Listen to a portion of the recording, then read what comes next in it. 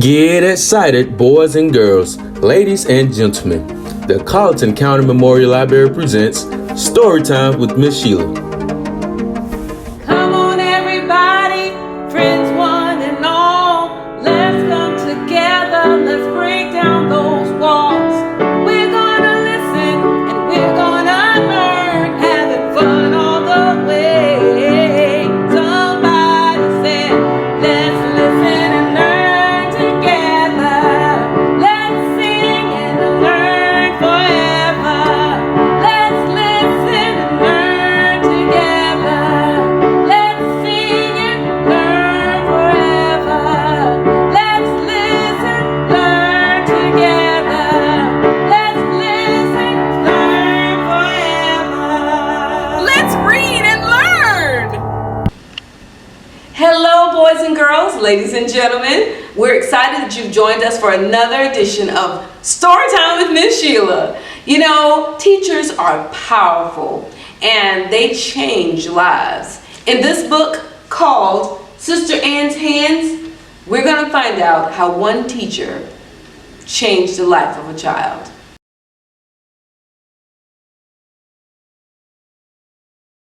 Boys and girls, I'm excited. This month, we're talking about communication, and I have with me Miss Marcella Brock, and she is a signer for a long, long time. Ever since you were 10 years old, Miss Brock? I started when I was 10. Awesome. And she's been with the Colleton County School District for 15 years as a signer, working with the hearing impaired, right? Hearing impaired program, yes. That is wonderful. Well, she's going to be our signer all month long. I hope you enjoy her. Sister Ann's Hands by Marybeth Lorbiecki, illustrated by K. Wendy Pop. Let's go inside.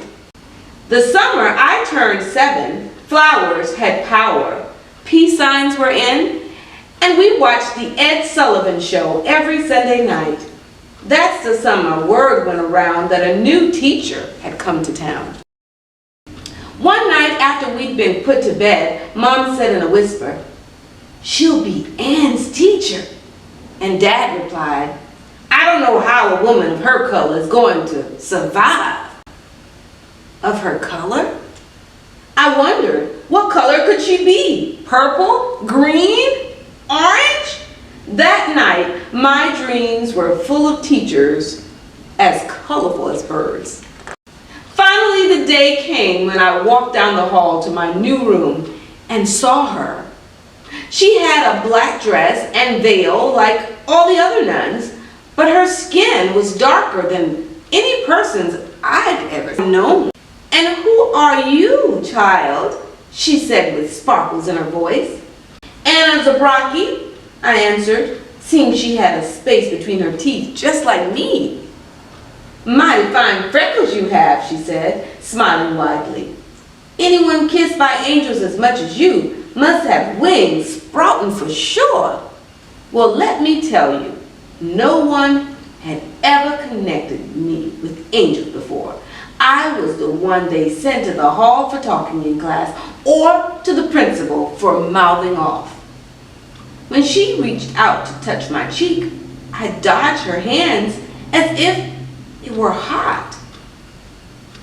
It was puppy brown with white lacy moons for nails, and palm side up it was pink with dark lines. A light pretty pink like an evening dress for Barbie. I tried not to stare. She didn't seem to notice. "Welcome to the 2nd grade. I'm Sister Ann." That day, to start class, Sister Ann had us tell some of our very best jokes, even the nun ones like, "What's black and white, and black and white, and black and white?" A nun rolling down the stairs. And when she read to us at story time, she did all the voices, low or high or grunting. Then she had us counting the buttons on our clothes, pencils in our desks, and teeth in our heads. After all that adding and subtracting, we ended up toothless, pencil rich, and with buttons on our underwear. I'd never had so much fun at school. But after lunch, airplane sailed past Sister Anne's head and hit the blackboard. Whoosh! There was a note written on the wings. Sister Anne read it out loud. Roses are red, violets are blue. Don't let Sister Anne get any black on you. A few giggles rippled across the room. Sister Anne's face froze like a tongue on an icy post. This is funny? She asked us softly. We didn't say a thing. I felt as guilty as if I'd made the airplane. I'll need some quiet time to think about this, if you know what I mean. We did. You could have heard a butterfly sigh for the rest of that day. We went home with plenty on our minds.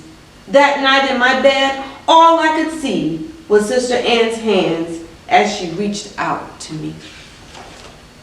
The next morning, we all slunk into the classroom and we were shocked at what we saw. Sister Anne had plastered the room with pictures of black people, poor or dying, some hanging from trees and others shot and bleeding. We saw signs over white fountains saying whites only and people marching with posters, "Go back to Africa." None of us knew what to say.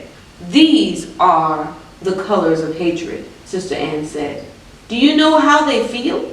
In some places, if you had to go to the bathroom and the only toilet not being used was the one for colored people, you'd have to hold it or go behind a tree. That had us squirming in our seats. Then she seemed to warm up to us a little. One thing you're going to learn is that some folks have their hearts wide open and others are tight as a fist. The tighter they are, the more dangerous. For me, I'd rather open my door enough to let everyone in than risk slamming it shut on God's big toe. All of a sudden, I could see this big toenail hanging out of the clouds, and I wanted to laugh. It was clear Sister Anne was giving us another chance. Now, she said, I was sent here to teach, and that's what I'm going to do. And she did. Some kids were pulled from her class by their parents, but we didn't miss them much. Sister Anne taught us to write and paint and garden. She had us singing and clapping and stomping our feet while learning our 2 + 12 and 6 - 3. She took us to the library to visit islands in the ocean and countries across the sea. She taught us about people we'd never heard of before, like Phyllis Wheatley, Matthew Henson, and Sojourner Truth. There was this minister she liked too, Dr. Martin Luther King, who was sometimes on the television news. She said he was trying to help people of all different colors get along. The years zoomed past so fast, I could hardly believe it. On the last day of school, Sister Anne gave us the bad news. She wouldn't be coming back. She had been transferred to a school in Chicago. When it came time to say goodbye, I stuck around till everyone else had gone.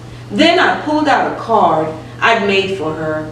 Inside were 2 hands, one white with little orange polka dots, and the other filled with browns and pinks and whites. Sister Anne just stared at the card for a long time. She didn't say anything, but her eyes got kind of watery. Finally, she smiled and touched my face. Looks like my little Anna Angel is learning how to use her wings. I never heard what happened to Sister Anne after she left for Chicago, but I do know what happened to me. Now, whenever I draw someone's hands or big toes, I fill in with browns and pinks and whites, reds and yellows and blues, polka dot circles and stripes. And that's the end of Sister Anne's hands.